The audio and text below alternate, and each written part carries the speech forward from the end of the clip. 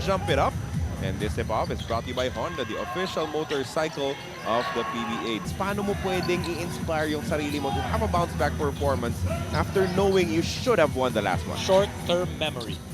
Right? You forget about it already. Why? I know, Dom, that our all-star selection has been because of voting, but Easily somebody that you should be talking about.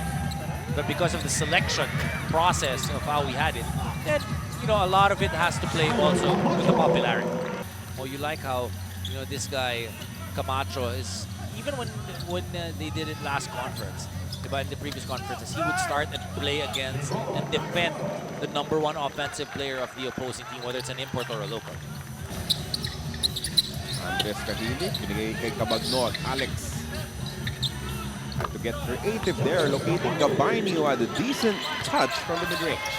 Maxwell looking for options, binigay niya kay Tyler. They go back to the import. What a hot! Perkins scores with a layup. He was knocking down those three-point shots.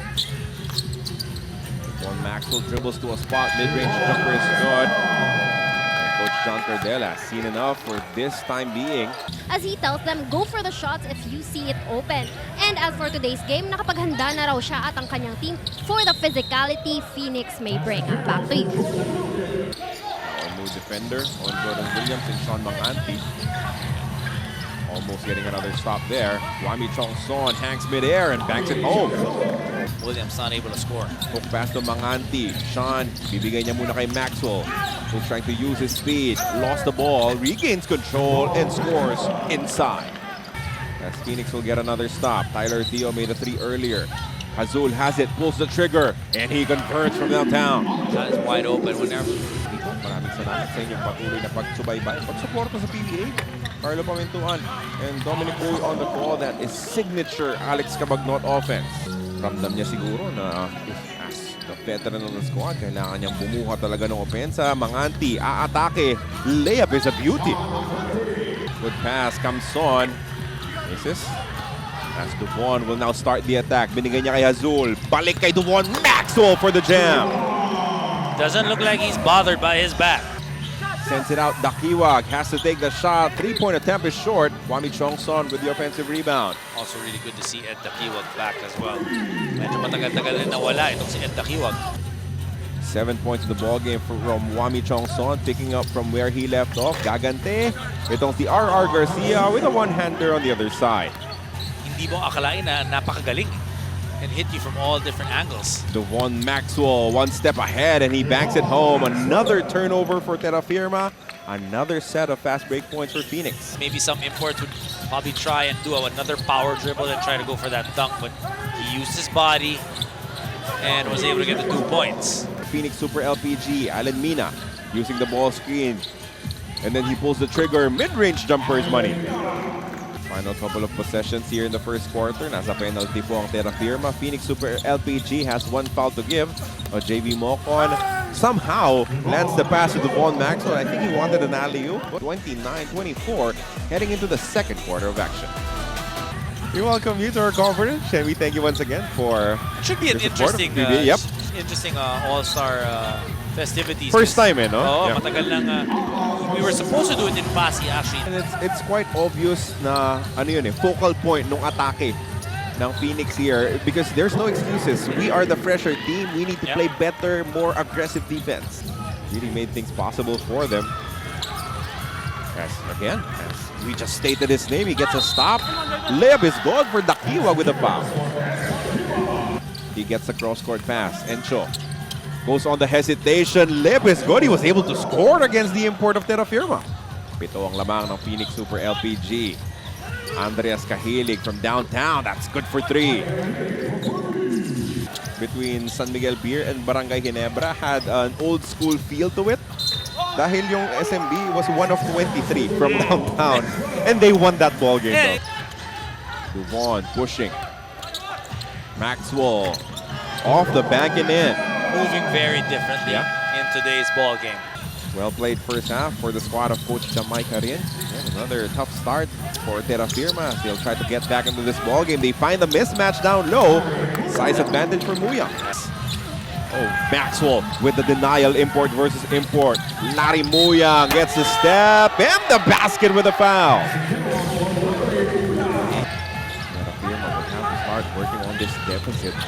Jordan Williams. The attention of the entire defense on him still. He was able to find a way to score. Misses from deep, Serrano with the board. And that's a tough injury. You know, that shoulder, because there's a lot of movement, whether you're playing defense or you're playing offense. Ibigay niya muna kay Perkins. They swing it around to Tio. They look at Lohera. Pulls the trigger. Three-point shot is good for Kurt. Really cost them here in the second quarter. Wami Chongson, halos siya na lang yung umaatake dito. Siya na lang ang gumagawa ng paraan to inch closer for the Japans to work with here in the first half to try and get back. 14 points down. Carlo very evident. The energy level of Phoenix is different from Terrafirma. Initial start, that big run, set the tone. Magkabilang tres yan from the stretch fourth. It was Eric Camson and then Jason Perkins with the answer. Maxwell, extra pass. Perkins. They're staying patient, finding the opening. Garcia for three. That's good. Gotta love how patient they were, like you said. 5 seconds to score here. Turnaround jumper, no good. Tip in is money for Jason Perkins. 64 to 45 heading into our halftime break. This is the Honda PBA Governor's Cup, brought to you by Honda, the official motorcycle of the PBA. One defender down, and it results to a good look down low for Jason Perkins and one. Nandun sa shaded area to claim that rebound. Devon Maxwell goes behind the back and finishes with a layup.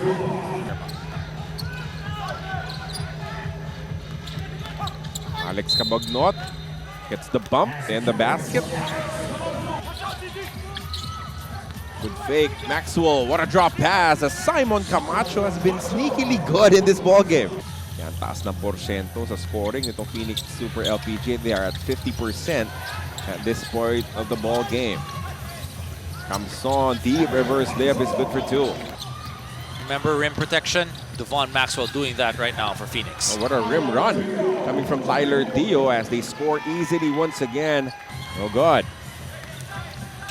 Another leak out play. Camacho scoring on the layup. Oh, di nakatingin si Garcia, but he was able to catch that pass. So very important, Carlo, para dito sa Phoenix is to keep on staying aggressive. That's tough. Raul Soyo though comes up short from downtown. Susubukan tumakbo itong Terrafirma, but even that leads to a turnover. Two more fast break points for Phoenix to inject some life into their hopes of making it to the playoffs. As JV Mocon gets the friendly bounce on the triple. And they're doing it without their import. Yun yung diba, sinet na tone ni Devon Maxwell. Finally healthy, finally able to see action. Garcia posting up, step through, good off the bank. The smallest guy on the floor posting up and scoring off that post. Lahat may kumpiyansa ngayon para sa Fuel Masters. Sa kabilang banda naman, it's a one-man show for Wami Chongson. Points in the paint dominated by Phoenix. Lalata. Step through. Ginaya yung galaw nito si R. Garcia. Tama na medyo mabigat yung legs ng Terrafirma eh. Alex Cabagnot will not stop trying as he converts on that short jumper. Cabagnot has 7, Kahilik has 5, Thompson has 5. Yun pa lang yung pupuntos para sa kanila. That will certainly help as Aldred Ramos converts on the layup. As of the moment, di pa naman masyadong namimiss yung kanyang presence. Sean Manganti converts from downtown. 10 points in total. Another player to hit double digits for Phoenix. Cabagnot with the veteran move inside. Sinusulit yung kanyang experience over JJ Alejandro. Here we go with Eric Camson trying from the outside. He has been consistent all conference long with his shooting. Lohera blocked by Javi. Forward pass. Eric Camson converts on a rare fast break attack. 25-point lead, 94 to 69 into the fourth and final quarter of action. Always love na pag magja-jump ball yung ating mga koponan. The background music that they play. Alex Cabagnot showing his pride. And hindi ka pwede mag-relax kung ikaw ang Phoenix. Spin move, one-hander. Falls in for Encho Serrano. Mocon. Umatake, baseline fakes. Mocon with a reverse layup. You can just see it's just a step ahead. Maganda rin yung report kanina ni Ella, no, saying that they were able to get in a lot of high-energy practices. Yes. So you bring that into the ball game. Siyempre, ayaw mo naman sunugin yung legs ng players in practice when you're just starting off a game. Mas lalo nang mas mabagal yung dating mo into the game. Ang daling makapunto sa ilalim para sa Phoenix as Wami Chongson hits a three-point shot. He has 24. Starting the break, Cabagnot has it. Back to Javi. Gomez de Liano creates the separation and hits the banker. 8 minutes 45 still remaining here in the fourth quarter. Good extra pass. Lalata with a dunk. Setting up that play and getting an all-important two-point shot. Dunk by Lalata even. Yung Instagram name kasi ni Lalata, Mr. Dunking. At a 22-point lead. No rush sa opensa ng Phoenix Super LPG. Mocon posting up against a smaller Wami. Another reverse layup, another basket. Same thing that happened. And kaya pinasok mo rin itong si Tyler Teo.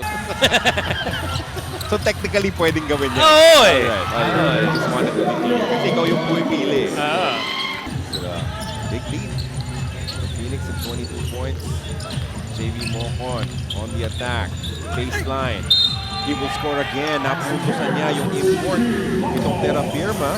Dalawang kupunan na yan bukas po for the second game. PBA Super Bowl Sunday as Encho Serrano skies for that bucket. PNP and San Miguel, not necessarily just going Oo naman. for a slot in the quarterfinals. They want to be 1 and 2. They're just the first two to get there. Yes. But they want to be the top two sa ating quarterfinals. Another three-point conversion. Rami Chongson, he has 27 points in the ball game. Adamos hits the mid-range today. Alex Cabagnot also hitting a triple. The only player who has not seen action in this ball game for his side in Jonago. Depensa talaga yung nagiging problema nitong Terrafirma. He's a confidence booster. As Encho Serrano shows off with that kalawit rebound. Siyempre, malaking bagay din that the locals get going as Serrano scores again. Pero being the rim protector, his rebounding, his assist, kompleto yung nilaro ng import. Hindi lang kompleto yung number of minutes. Before Phoenix officially picks up their second win of the tournament. A Phoenix squad that did not have an import for 18 minutes in this ball game. Sayang na mga pagkakataon. Definitely sayang na pagkakataon. With 5 wins in their last game. Great pass.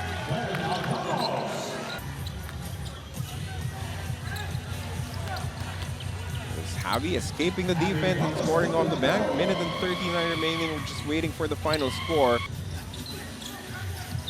Phoenix Super LPG banking on the energy led by their import. Their bench showing off as well with JJ Alejandro hitting his shot from the parking lot. Phoenix started. It really dictated and set the tone para dito sa larong ito.